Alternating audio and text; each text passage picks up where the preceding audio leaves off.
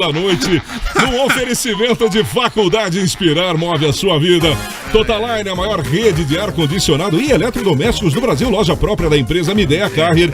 E claro, vem pra Claro e faça o multi com a internet mais rápida dentro e fora de casa, meus senhores. Agora 5h43. Sabe, eu fico feliz quando a gente recebe aqui no Boa pessoas que a gente admira. Sim. Vocês também fazem parte dessa turma, né? Sim, com certeza. Olha, gente, durante muitos anos ele foi o frontman do Rapa. Desde 2019, segue em carreira solo. É um dos mais importantes nomes da música brasileira atual. Opinião de muita gente e a minha também. Esse reconhecimento é pela sua postura, pela energia que ele tem ao cantar e passar as suas mensagens aqui no Boa da Pan. Atenção, senhoras e senhores, tapete vermelho para Marcelo Falcão. Aí, Marcelão!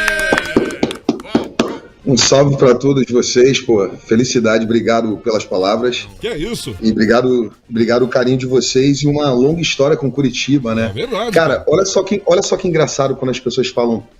A gente deu uma pausa, né? Aí as pessoas já dramatizam. Acabou! É parar. Tipo assim, foi uma pausa que a gente combinou. Total. Tá arrasada! Então, assim, foi uma história que a gente combinou lá atrás, que a gente ia dar um timing. Hoje, dois dos integrantes do Rapa estão morando em Portugal. O Lauro e o Xandão. O Lobatinho continua no Largo do Machado. Pois é. E eu firmei um contrato e uma história que era um sonho meu, de ser uma das células do Rapa, de poder botar pra fora um pedacinho do que eu acredito, do que eu sinto, que é muita continuidade, né, realmente, de muitos pensamentos do Rapa, que eu tenho na minha alma, no meu coração, e que vale a pena botar pra frente. Ah, é verdade. E dia 22 de outubro tem o show do Marcelo Falcão no Teatro Positivo. E como você disse, Curitiba sempre receptiva contigo, né, Marcelo? E nessa carreira solo não é diferente. Não é diferente, cara. A Curitiba tem uma história de amor, assim, que é inacreditável. Dos primeiros lugares a abraçar o Rapa mesmo, principalmente no primeiro disco, onde no Brasil inteiro ainda não se ouvia muito o primeiro disco, que era muito roots, que era muito pra dentro, que era muito político. E Curitiba já estava ouvindo, então assim, é uma felicidade muito grande. Eu sempre brinco que foi Curitiba que deu o start pra gente aprender a ser homem no mundo da música, porque o primeiro show da gente foi 3 pessoas em Curitiba, um segurança, um garçom e uma amiga nossa. Então o primeiro público do Rapa foram essas 3 pessoas e foi em Curitiba. Mas ficaram até o final do show, né? Não, ficaram até o final. E o mais interessante é que aquele olhar de quem tá plantando uma sementinha pra ver se, né, um dia floresce, era a história de, cara, se tem essas 3 pessoas, vamos deixar elas felizes, mas vamos transformar esse momento como se fosse um ensaio ao vivo. Pra que nunca esmurecesse, sabe? Pra que não esmurecesse alguma coisa. É interessante você falar como que é a cabeça do músico quando acontece isso, né? De uma plateia pequena, hein, Falcão? No começo tudo bem, mas depois, com algum tempo, como que vocês tratam isso? Cara, a gente nunca teve um estouro, né? A gente sempre teve uma crescente.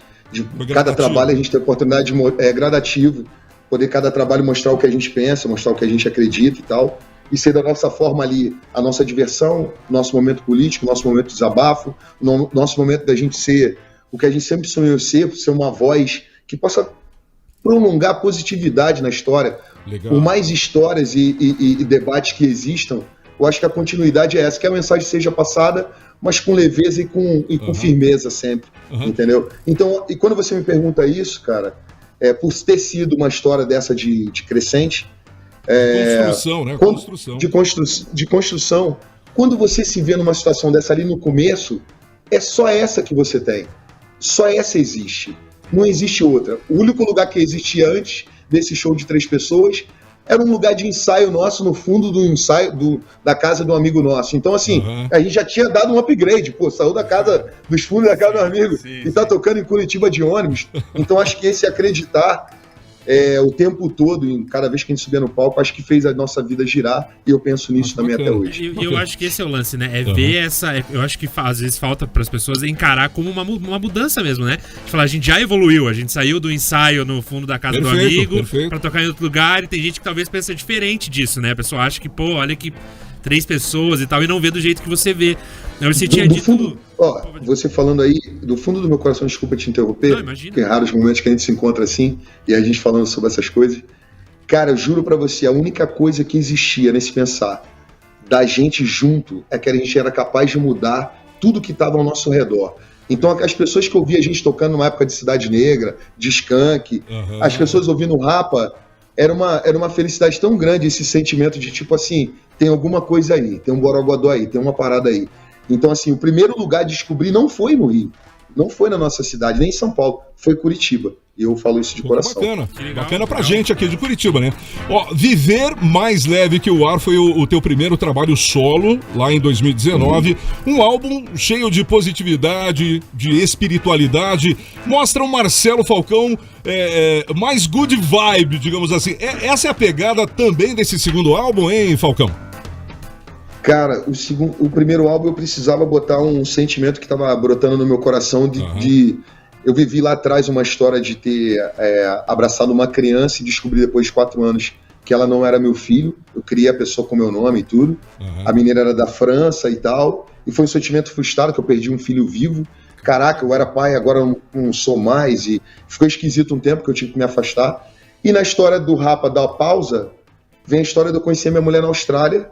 E aí a gente tem meu filho Tom, que representa tudo do que eu estava vivendo naquele momento na pausa do Rapa, de poder reviver de novo um recomeço, de botar as cartas na mesa mesmo com as coisas que eu precisava botar para fora, muito material guardado ao decorrer da minha vida junto com o Rapa, e com pessoas que montar uma nova banda, com o sonho que eu tinha de ter naipe, de ter uma menina guitarrista, sabe, de saber que em um determinado momento na pausa do Cidade Negra, o Bino Farias, que é irmão do Lauro, baixista, poderia estar comigo.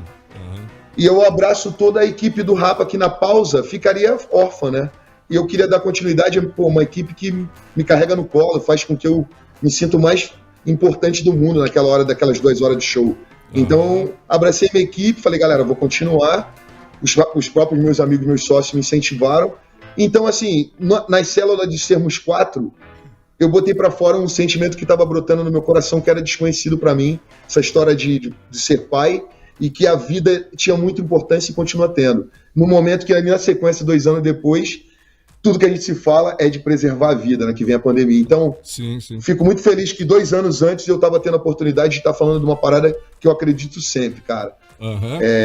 Na minha vida, pessoas, tipo, amigos pessoais me mostraram um tal milagre que as pessoas esperam a vida toda.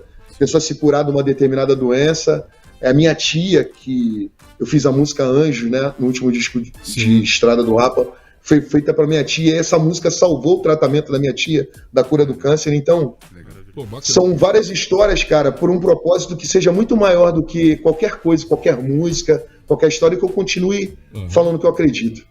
Ainda nessa linha aí, o Rapa, ele despejava energia, né, nos seus shows. De certa forma, a gente se inflamava e se identificava com as letras do Rapa. Mas a positividade, como você comentou, também é um elemento transformador, né, Falcão?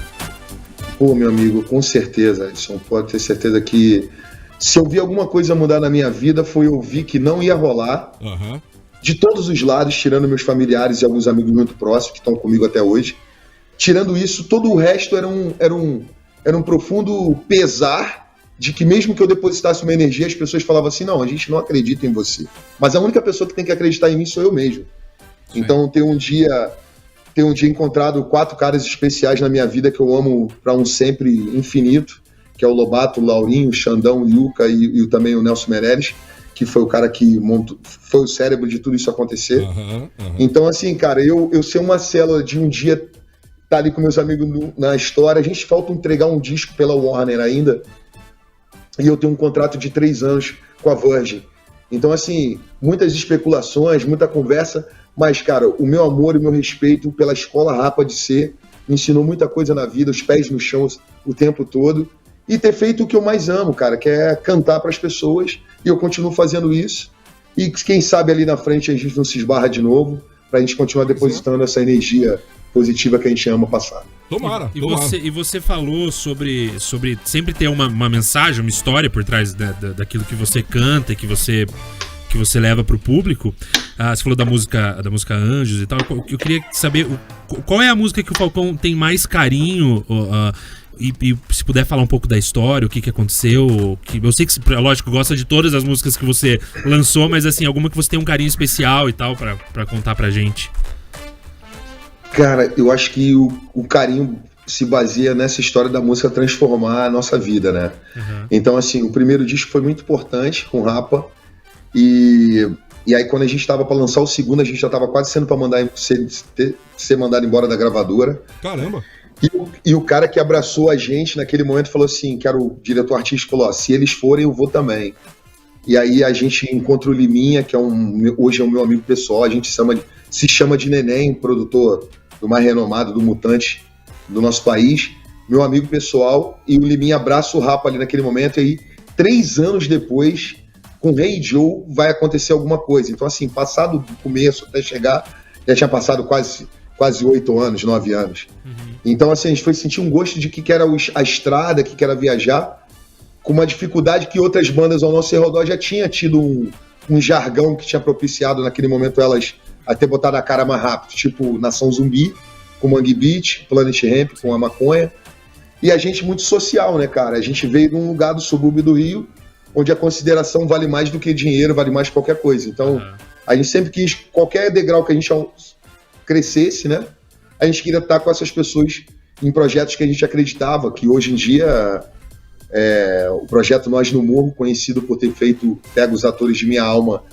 e do Cidade de Deus, todos os atores de Minha Alma foram fazer Cidade de Deus.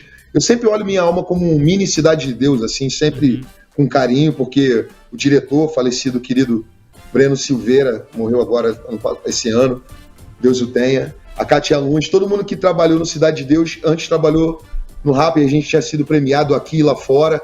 Então eu falo que são músicas que fizeram a nossa vida e a nossa mudança. Minha Alma, com certeza, ali lança o Silêncio que Precede Esporro também, com o Rodo Cotidiano e com uma série de músicas que tem ali. E depois vem Anjos, né, cara, como um caminho assim pra...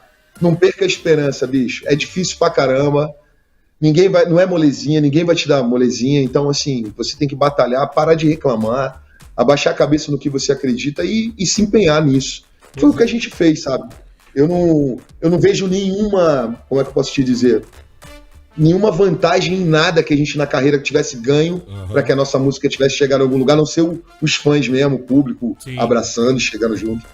Ô Falcão, você comentou aí da mudança que foi, da importância que foi ser pai pra você. Eu sou pai também, eu entendo esse negócio que parece que a nossa vida vira outra, né? A gente nasce de novo quando outra é pai. Vida, cara. E queria te perguntar isso do ponto de vista do Falcão nos bastidores, porque a gente aqui também, a gente é comediante, trabalha a vida artística é uma vida noturna, né?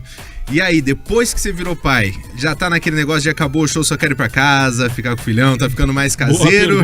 Boa pergunta, como é que tá? Há pouco tempo eu tive que ouvir do Tony, né, num programa ao vivo, Tony Garrido, meu amigo, meu rival de futebol. Ele falou que hoje ele tá malzinho e eu tô bonzinho. Aí eu falei, pô, mas eu era mal? Ele falou, ninguém conseguia chegar. Eu falei, pô, eu sou um cara de proteger a energia que eu carrego, tipo, tem que subir no palco para poder fazer o meu melhor, tipo, eu não quero, sabe, por mais dificuldade que tenha, perdi um avô meu, tive que subir num palco em Floripa, um avô, porra, tipo assim, da minha vida, o cara que me criou, mas, pô, eu tinha que, né, o foco é aquilo que Deus me deu, que é poder ser um porta-voz de alguma coisa muito maior que eu tô cantando ali, que as pessoas estão recebendo, mas é verdade, cara, o Tom mudou minha vida, e o Tom vem do Tom Capone, que produziu o Silêncio Precede Esporro com a gente, foi um quinto Rapa naquele momento, e vem do Tom Capone, meu querido irmão, que me ensinou muita coisa, ainda mais sobre estúdio, e vontade de gravar, vontade de aprender a produzir, gravar, e me ensinou muito. E meu filho vem desse nome, vem dele, e o Tom mudou meu pensamento completamente. Hoje eu tô rendido, eu falo, quem manda é você. Tudo eu falo, quem manda é você? Quem manda é você? Eu falo, não, você que manda. Mas o cheirinho ali dormindo atrás do cangote, aquele carinho, aquele papai, aquela história, muda o ser humano. O foco em ser representante de uma história que realmente carrega positividade, sim. E aí me enche mais ainda disso. Faz mais sentido ainda fazer aquelas pessoas que estão ali na minha frente felizes de todo jeito, com uma foto, com um abraço, com um carinho. Se não deu para atender no início do show, a gente atende no final, mas que o carinho se redobrou mais ainda, cara. Se eu já tinha pelos fãs que, fazem tudo por mim, redobrou mais ainda, cara. Bacana. Realmente. Bacana. Voltando a falar do álbum, Falcão, você possuía centenas de arquivos, né, ideias de músicas para formatar o primeiro álbum, né? Nesse segundo, existem resgates de músicas que não entraram no primeiro álbum? Algum som que você deixou de stand-by, mas agora vai para esse novo trabalho ou não? Não. A pandemia, não. A pandemia que foi muito sofrida para todos, de todos os jeitos. Cara, nos momentos de maior dificuldade da minha vida, eu nunca consegui fazer uma música que fosse viver a dificuldade. Que ela foi vivida naquele momento, aí quando ela fica pronta lá na frente, eu continuo falando de dificuldade. Não, eu não consigo, cara. Eu tento buscar uma forma, é uma coisa da vida mesmo, coisa de cada um. Sabe, procurar pessoas que eu sou fã, que canetam comigo, que compõem comigo. Marquinho Lobato, um dos compositores do Rapa, Lula Queiroga, um dos compositores do Lenine, são meus irmãos, meus amigos. Então, assim, a gente vem trocando figurinha pra gente, quando canetar, quando escrever, fazer o melhor que a gente puder, né, cara? Então, assim, eu não consigo não cantar uma canção que não seja uma história de mensagem. Eu procuro sempre ouvir alguém que me passe uma história de mensagem, uma ideia, uma frase que me motiva, que me pegue. Então eu continuo nessa ideia de que, faz jus de que ali no palco, aquelas 2 horas, o momento que eu esteja gravando, que eu sempre pense não só em mim, que eu pense num todo, sabe? Que esse todo possa fazer uma diferença muito grande quando eu vou tocar para as pessoas, quando eu vou conhecer as pessoas. Limita muito aquilo que a gente chamaria de bad com aquilo que realmente que vale a pena. Então, assim, eu fico muito nessa vibe do vale a pena, e quem não tem muito a dizer, a gente fica ali só no abraço, no carinho, numa foto. Então, eu tô sempre procurando pessoas que falam, mudou minha vida. Porque me mudou, eu fiz essa música, mudou a minha, sabe? Um dia fiz com o Yuka, um dia com o Marquinho, depois com o Lula Queiroga, e mudou a minha vida. Então, eu quero oferecer isso para as pessoas. Procuro não querer saber de nada que é relacionado a cachê, ao que eu ganho, ao que eu deixei de ganhar. É uma coisa que meu irmão mais novo entende muito bem, cuida muito bem. Então, assim, nada vai mudar meu pensamento, minha maneira de pensar para fazer uma composição, a não ser querer conhecer outras pessoas e fazer com que isso some, né? Tudo se some. Mas tem que ter um fundamento, cara. Tipo assim, a música para diversão, vou ouvir num aniversário, não vou recriminar, porque eu sei o quanto que uma pessoa acredita que aquela música toque para ela mudar a vida dela. E vida de música é bem difícil mesmo. Mas eu procuro ouvir pessoas que eu possa querer traduzir a música e falar, putz, cara, isso que o cara tá falando me leva às alturas, as palavras, melodia, sempre vai fazer diferença na minha vida. Agora, quem opta por um caminho mais fácil, por um caminho que é financeiro imediato, eu respeito, sabe? Mas eu acho que isso aí é tudo muito passageiro. E aproveitando, já que você falou sobre isso, o que o Marcelo Falcão ouve? O que ele ouve que é esse lance que você falou que mudou também a sua forma de ver em algum momento? O que você ouve, assim, que você gosta? Assim, cara, ultimamente eu tenho escutado, seja nacional ou internacional, o que você... Cara, na pandemia, eu tenho uma coleção de vinil de mais ou menos 8 mil discos, né? E aí, entre rock, entre música popular, entre afrobeat, que eu amo Fela Kuti. Então, assim, tem várias coisas que me comovem muito. E eu procuro sempre estar conectado com uma galera do Maranhão, da Bahia e de Fortaleza, do Ceará, que são uma galera que eu tenho o maior carinho e respeito pela história de estudar cada segmento. E eu sou muito fã do segmento do reggae, do dub, do afrobeat, dessa história toda. Então, assim, eu ouço muito coisas que me remetem a coisas antigas, né, que são raridades, mas que me ensinam a cantar todo dia, que falam assim, não, você ainda não tá cantando. Ouve isso aqui pra você ver se você aprende, sabe? Coisas que me inspiram, querer realmente oferecer o que tem de novidade pra galera em termos de som, e que em termos de melodia, eu sou um cara muito exigente com isso, né? E o violão é meu melhor amigo. Então eu tentei na pandemia desfrutar disso, de compor mais, de fazer mais essa história do vídeo, conferência com um amigo do lado, amigo do outro e tudo mais. E cada música que eu ouvia, como a gente tá falando ali, no disco Viver, cara, eu botei pra fora tudo um sentimento único, meu, particular sobre a vida, sobre o que eu tava vivendo. E ali tem músicas que são longas mesmo, que faziam parte dessa história de, pô, eu não posso encerrar uma música se ela realmente ainda não terminou. Sim. E no agora, começando com Refletir, com o Tony e tal, vem uma coisa muito mais direta. São desabafos direto e reto, sem curva. Já vivi o papai, já vivi mas eu precisava realmente botar para fora tudo o que era necessário para mim nesse momento, que as pessoas possam escutar, sabe? Aí tem participação do Tony, aí tem uma outra música agora que eu acabei de escrever lá no Festival de Cinema de Los Angeles de novo, que ano passado eu escrevi a música Céu Aberto, que eu compus com Hungria, hip hop, e a gente ganhou 2 prêmios, como composição e como direção, como melhor videoclipe. E agora a segunda música de trabalho, depois de Refletir, se chama Vitória, por a história de um dos amigos meus que era um cara desacreditado de Deus ou qualquer tipo de religião, e eu sou muito curioso com o sincretismo religioso, minha família tem de tudo, e ele era desacreditado disso, descobriu que estava com a doença, e todo mundo já falou que já estava ruim para ele, que já não dava mais, e ele falou, pô, Falcon, eu queria dar um olé por vários tipos de espiritualidade, seja no evangélico, seja no espiritismo, seja na Umbanda, seja um rolé na católica, e a gente deu um rolé, eu acreditei. Os amigos que estavam do lado fugiram todos, é nessa hora que a gente vê. E a gente abraçou ali, a gente foi mudando as coisas e tal, mudou, e ele congelou os ovos. Então, assim, ele teve os ovos, então assim, ele conseguiu ter o primeiro filho dele depois ainda com a doença, e agora ele se recuperou. E o nome da filha dele se chama Vitória. Então, minha segunda música de trabalho se chama Vitória. E essa música agora foi escrita no Festival de Los Angeles, e ela tá lá, nunca concorri numa história que fosse voz. Melhor voz, melhor direção e melhor videoclipe. Eu fiquei até orgulhoso, falei, pô, só de ter sido indicado com voz, valeu a pena aquela violada quando criança. Muito bom.